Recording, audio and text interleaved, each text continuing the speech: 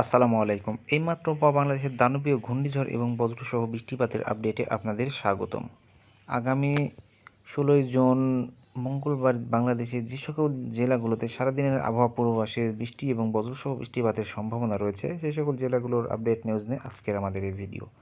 তো চলুন বন্ধুরা ভিডিওটি শুরু করা যাক। ভিডিওর শুরুতে আপনাদের কাছে ছোট্ট একটি রিকোয়েস্ট, আপনারা যারা আমার চ্যানেলে নতুন দর্শক তারা আমার চ্যানেলটিকে সাবস্ক্রাইব করে পাশে থাকা বেল আইকন প্রেস করে দিন। তো ভিডিওর শুরুতে দেখতে পাচ্ছি বঙ্গোপসাগর উত্তাল এবং বঙ্গোপসাগরে লঘুচাপের সৃষ্টির কারণে বাংলাদেশের বিভিন্ন জেলাতে বজ্র বৃষ্টির সম্ভাবনা রয়েছে। সে জেলাগুলোর মধ্যে মহেশখালী, চট্টগ্রাম, বরিশাল, খুলনা, কুমিল্লা, ঢাকা, মাদারীপুর, রাজশাহী, ময়মনসিংহ, সিলেট এবং রংপুর এই সকল জেলাগুলোতে অস্থায়ীভাবে দমকা ঝড়ো হয় এবং বিদ্যুৎ চমকানো সহ বজ্র বৃষ্টির সম্ভাবনা রয়েছে এবং কিছু কিছু জায়গায় হালকা থেকে ভারী বৃষ্টিপাতের সম্ভাবনা রয়েছে। সারাদিনে দিন ও রাতের তাপমাত্রায় দিনের তাপমাত্রা কিছুটা বাড়তে পারে এবং রাতের তাপমাত্রা কিছুটা কমতে পারে। তো চলুন দেখে আসা যাক ইউরোপিয়ান স্যাটেলাইটে বাংলাদেশের কোন কোন জেলাতে বজ্রসহ বৃষ্টিপাতের সম্ভাবনা রয়েছে।